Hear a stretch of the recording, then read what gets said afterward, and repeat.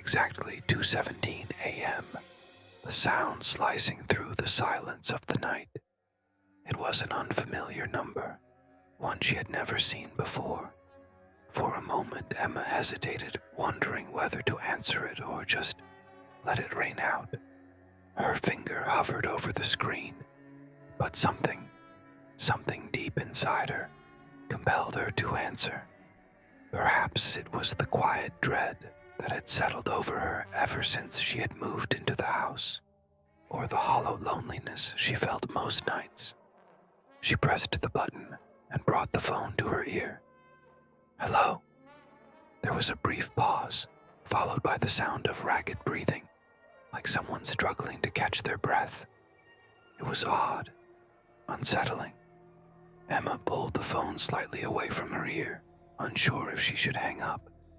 But before she could decide, the voice on the other end spoke, sharp and clear. Is this Sarah?" The voice was hoarse, tinged with an edge of panic. Emma's heart skipped a beat. She had never met anyone named Sarah, nor had she ever heard the name spoken with such desperation. There was something in the way it was said, something too familiar, too urgent. "No," Emma replied, her voice soft with confusion. "I'm sorry, you have the wrong number." There was another long silence. The air seemed to grow heavier, thick with the tension that came from not knowing who or what was on the other end. Then, as quickly as it had started, the call ended. Emma stared at the screen, feeling a strange chill in her bones. Maybe it was just a wrong number. Maybe someone had dialed by mistake. The next night at exactly 2:17 a.m., the phone rang again. Emma's heart thudded in her chest as she saw the same unfamiliar number flash on the screen. She stared at it for a moment, her mind racing with the memory of the previous night. Against her better judgment, she answered. "Hello?" The same ragged breathing, the same haunting silence, before the voice came through again, this time tinged with frustration. Is Sarah there?" The voice was even more desperate than before. Emma felt a tightening in her throat, as if the words were caught in her chest. She didn't know what was happening, but the feeling was growing. This sense of wrongness that seemed to seep into her very bones. She swallowed hard, trying to shake off the unease creeping through her. "No, I told you last night. My name is Emma," she said, her voice trembling. "You have the wrong number." The call ended abruptly once more. Emma sat there for a long moment, staring at the phone in her hand, the screen now black. What was going on? Who kept calling her? And why were they asking for someone named Sarah? She couldn't shake the feeling that there was something more to it, something that didn't make sense. The next night, she didn't want to answer. She told herself that it was just some prank call, some twisted mistake, but the curiosity gnawed at her. 2:17 a.m. The phone rang again. Without thinking, she picked up. "Hello?" This time the voice didn't wait for a response. It immediately surged through, frantic, panicked. "Sarah, where are you? Please, I need to talk to you." Emma felt a shiver run down her spine. This wasn't just some prank. This wasn't just a mistake. This person was trying to reach Sarah, and they seemed to know Emma's number. It didn't make any sense. Who was Sarah? Why was this person calling her every night, so desperate, so insistent? "I'm not Sarah," Emma whispered, her voice strained. "I'm Emma. You've got the wrong number." The phone went silent again. No ragged breathing, no sudden click of the line ending, just stillness. The kind of silence that pressed against her ears, suffocating and thick. But then, just as she was about to hang up, she heard it. A whisper, a soft, barely audible sound that made her blood run cold. "You're not Sarah, but you will be." The call ended, Emma stared at her phone, now frozen in her hand, her heart pounding in her chest. She tried to shake off the fear that had crept into her bones, telling herself it was just a strange, unsettling prank. But it didn't feel like a prank. The voice was too real, the words too ominous. The days passed, but the calls didn't stop. Every night at exactly 2:17 a.m., the same unknown number appeared on her screen. Each time, the voice grew more frantic, more desperate. "Sarah, please, where are you? Why won't you answer me? We need to talk." It was always the same. Always Sarah. Always the plea for help, the anguish in the voice. But Emma was always there, always answering, always telling them the same thing. "I'm not Sarah. I don't know who she is. You're calling the wrong number." And yet, every night, the voice returned. Each night, the words grew more unsettling, more cryptic. "You were Sarah. You just don't remember." The whispers echoed in Emma's mind, gnawing at her thoughts. She couldn't shake them. No matter how hard she tried, she couldn't stop hearing those words. You were Sarah. What did that mean? She had never been anyone named Sarah. She had always been Emma, hadn't she? The more she thought about it, the more the doubt began to take root in her mind. The feeling of wrongness was growing, spreading like a disease through her every waking moment. It wasn't just the calls anymore. It was everything. The house she had moved into, the one she had been so excited to start fresh in, suddenly felt foreign. The walls seemed to close in around her. The shadows were longer, darker. The air was heavy, thick with an unseen presence. Emma began to feel as though she were being watched, followed by something just beyond the corner of her vision. And then, one night, it happened. 2:17 a.m. The phone rang, but this time, Emma didn't answer immediately. She stared at the number, feeling the weight of it in her hand, the darkness pressing in around her. It was as if the very air itself was holding its breath. Finally, she answered. "Hello." The silence stretched for a long moment, too long. And then, the voice came again. But this time it was different. This time, there was something familiar about it. Something hauntingly familiar.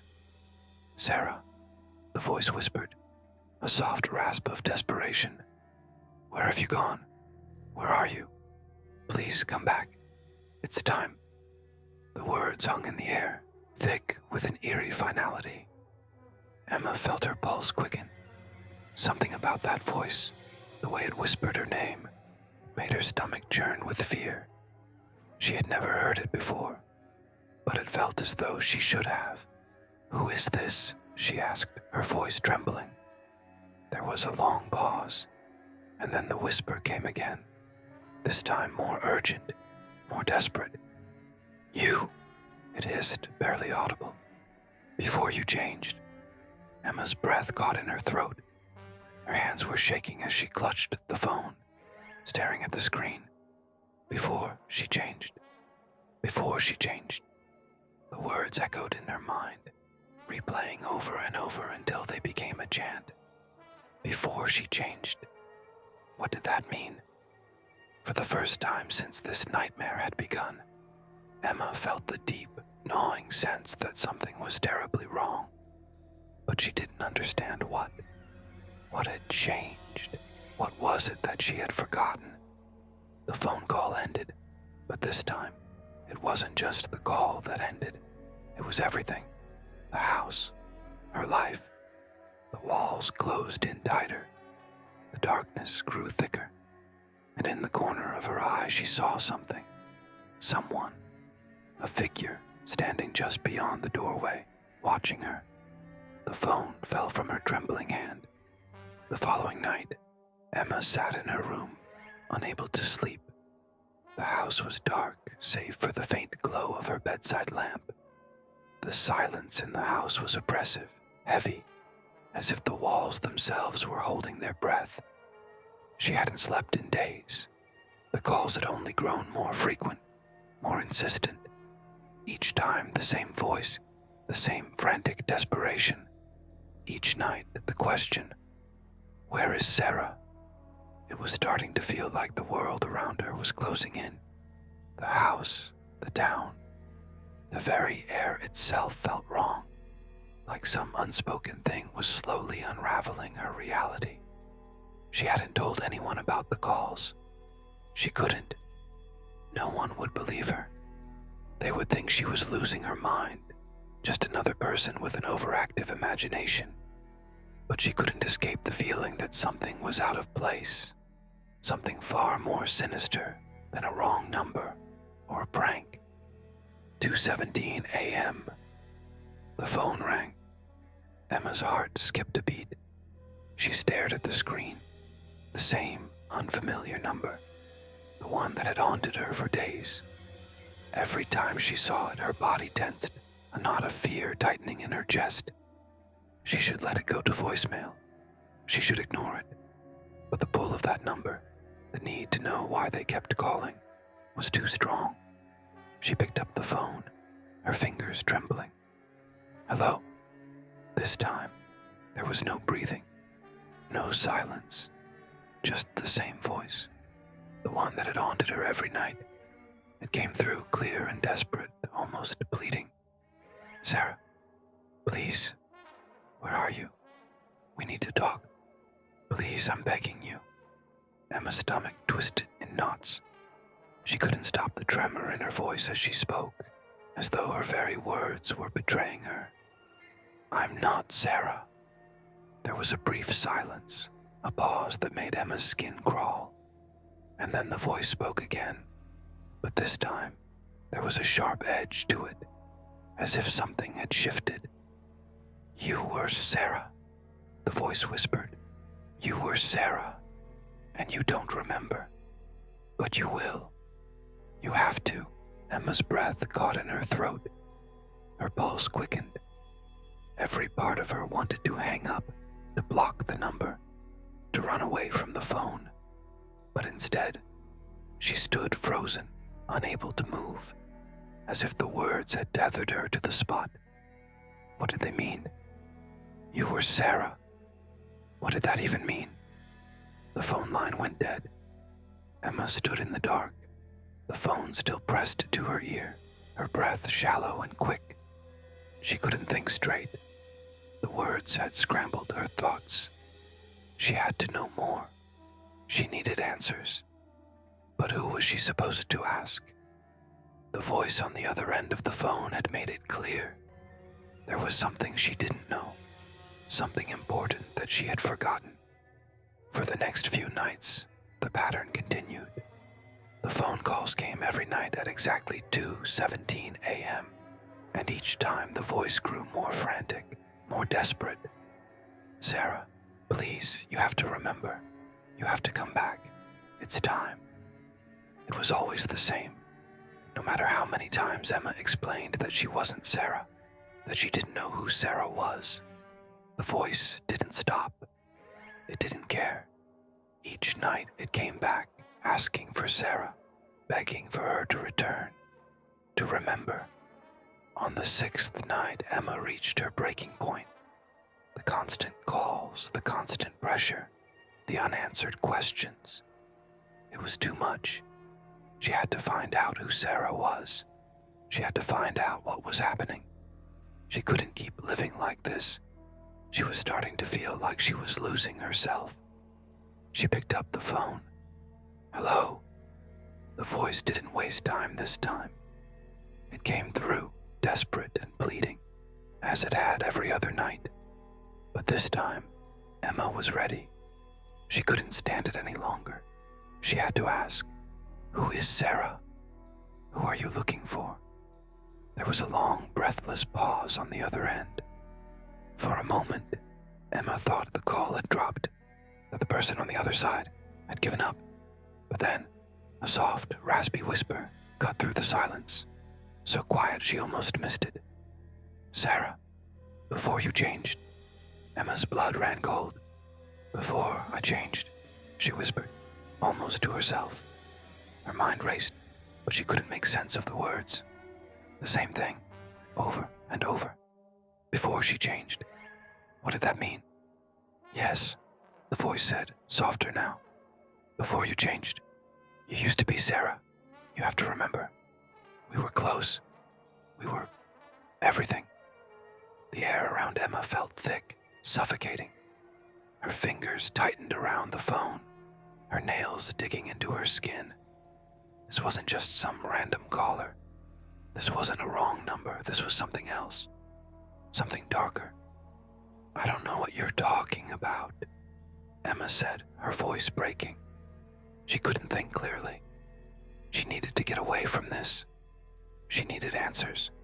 But the more she heard, the more confused and terrified she became. "I'm not Sarah. I'm Emma. Who are you? Why are you doing this?" Another silence, longer this time, as if the person on the other end was carefully considering their response. "Because you are Sarah," the voice whispered. "Before you changed, you were Sarah, and now you've forgotten. But I can remind you. I can make you remember." The phone call ended abruptly. Emma was left in the dark, her breath coming in shallow gasps. She felt dizzy, disoriented, as if the world itself had tilted just a little, and she wasn't sure which way was up anymore. What was happening to her? Why did it feel like her entire life was slipping away, like she was losing touch with everything she had ever known? The next few days passed in a haze. Emma went through the motions of daily life, but nothing felt real. She couldn't concentrate. She couldn't sleep. She couldn't stop thinking about the phone calls, about the voice that had told her she was someone she didn't even recognize. She looked at herself in the mirror, but all she saw was a stranger. Her face was the same, but something felt different. Something was missing. And then, on the 10th night, it happened again. The phone rang, as it always did, at exactly 2:17 a.m. This time, Emma didn't hesitate. She answered immediately. "Hello?" Her voice was shaky, but there was no turning back now. She needed answers. She had to know the truth. The voice came through, but this time, it wasn't desperate. It wasn't pleading. It was calm, almost serene. "Sarah," the voice said softly, "you're finally starting to remember, aren't you? You're starting to see it.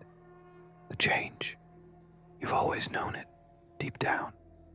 You've always known what you used to be." Emma's breath caught in her throat. She couldn't speak. She couldn't breathe. This couldn't be real. There was no way. "Who are you?" Emma asked, her voice barely a whisper. "What is happening to me?" The voice was quiet, almost comforting now. "I'm the one who knew you before, the one who loved you, the one who watched you change. You were Sarah, but you're not anymore. You've forgotten, but I can help you remember. I can help you become Sarah again." Emma's heart pounded in her chest. "No," she said, her voice cracking. "Number. I don't want this. I don't want to be Sarah. I'm Emma. I am Emma." The voice was silent for a moment, as if considering her words. Then it spoke again, softer this time, almost gently. "You were Sarah, Emma, before you changed. And now, you're remembering." The call ended. Emma sat there in the dark, the phone still pressed to her ear. The words echoed in her mind. "You were Sarah, before you changed." What did that mean? What had changed? What was she remembering? She didn't know, but one thing was clear. Something was wrong. Something was terribly wrong. In the corner of her eye, she saw a shadow move, and then she remembered. She remembered the other face. Her face. The house felt colder now, as if the warmth of her own thoughts had begun to evaporate, leaving nothing but empty spaces behind. Emma was no longer sure if it was the chill in the air or the hollow void growing inside her that made her feel so isolated.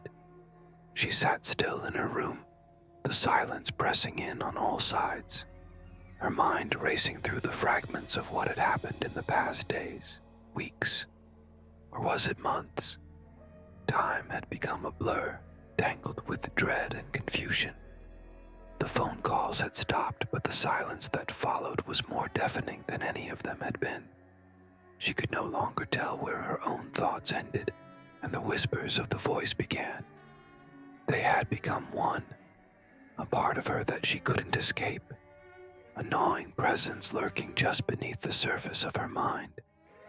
Every corner of the house seemed to hold its breath, waiting as if anticipating the next shift, the next change. What had she been before? What had she become? She tried to shake the thoughts away, but it was impossible. The reflection in the mirror had started to frighten her. She would look at herself and see something, someone else staring back, a face she couldn't place, but it was undeniably hers. The eyes too wide, too deep, the lips set in a way that seemed too familiar, and yet completely foreign, and the face that looked back at her. Was it truly hers, or was it something else, something she no longer recognized?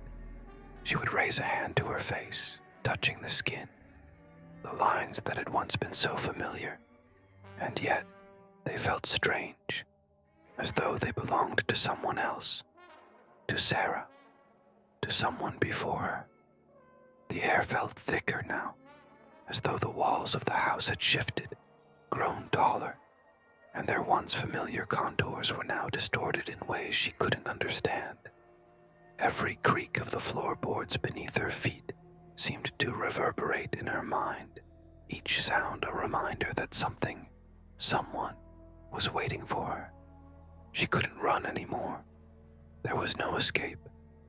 Her thoughts drifted back to the calls, to the voice on the other end that had relentlessly whispered those words. Before you changed. Emma had never understood what they meant, what they were trying to convey. But now it was as if the walls themselves had grown translucent, revealing something beneath, something she had buried deep inside herself. She had been someone else before. She knew that now. The realization hit her with the force of a wave crashing against the shore. She was Sarah. She had been Sarah, before she had changed. But how? When? Emma pressed her palms to her face, the sensation of panic rising within her like a tide. How had she forgotten? How had she slipped so far from who she was meant to be? And yet, it was clear to her now. She wasn't Emma. She wasn't the woman who had moved into this house, the one who had thought she could start over. She was Sarah, but Sarah had been lost long ago, replaced by this new version of herself, a version that had been torn away from her past. The walls around her seemed to bend and warp as she looked deeper into herself, pulling her mind into a place she could barely comprehend. The whispers, the calls, they weren't just a product of some twisted phone prank. They were something more. They were memories. Her memories of a time when she was Sarah, a time when she had been whole, when she had been loved, when she had felt complete. And then the change had come, slowly at first, and then all at once. The house, the darkness, the sense of dread that had clouded everything for so long. Now Emma, or was it Sarah, understood. This house wasn't a new place. It wasn't a fresh start. It was the same house from before, the one she had lived in, the one she had left behind. She had left it once, long ago, with Sarah still trapped inside.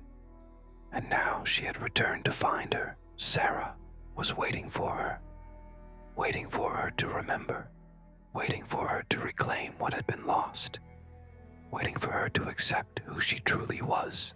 With trembling hands, She reached for the phone, the very object that had brought all of this confusion, all of this terror into her life. It lay on her desk, an ominous reminder of everything she had been running from.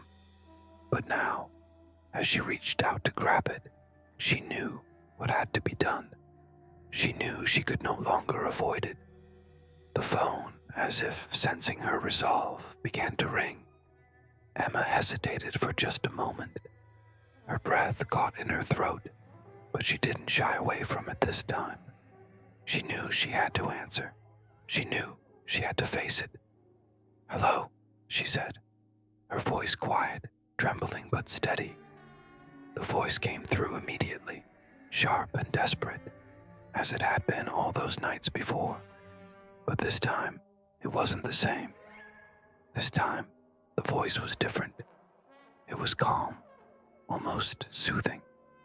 "Sarah," it said softly, a thread of relief woven into the single word. Emma's heart pounded in her chest as she held the phone tight, as if it were the only thing keeping her anchored in a world that no longer made sense. "I remember," she whispered. The words came out with a rawness, a weight she hadn't expected, but they were true. The voice on the other end sighed in relief, its tone tender. "You've come back," it said, and Emma could hear the love, the longing in that voice. "I've waited so long for you to return." It was then that she understood. The change hadn't been something physical. It hadn't been something she could touch or see. No, it was deeper than that. It was a choice. She had left behind Sarah. She had left behind herself. But now, she was ready. She was ready to embrace who she had been. She had spent so many years running, hiding, trying to escape what she had forgotten. But now, she knew that running would never free her. The only way to be free was to accept it, to accept herself, to accept Sarah. The house seemed to settle as the final piece of the puzzle clicked into place. The air became lighter, as if some invisible weight had been lifted. Emma or Sarah, she couldn't distinguish the two any longer, stood in the center of the room, a feeling of calmness washing over her. She wasn't lost anymore. She wasn't confused. She had found herself again. She was Sarah, and she always had been. As she placed the phone back on the desk, her gaze drifted across the room, and she noticed something she hadn't before. The shadows. They weren't lurking anymore. They weren't creeping along the walls. They had faded, dissolving into nothingness. The house no longer felt foreign. It no longer felt wrong. It felt like home. A soft sound broke through the silence, a gentle, almost imperceptible rustling, like the softest whisper of wind through the trees.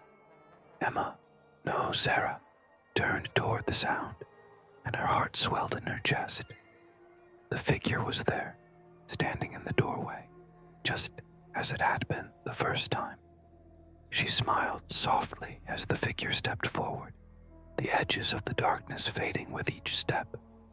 It was her, the Sarah she had once been, the one she had forgotten, and she was whole again. The room was no longer cold, the air no longer thick. It was warm, filled with a quiet comfort. The change was complete. She was back. She had returned to herself, and for the first time in a long time, she was not afraid.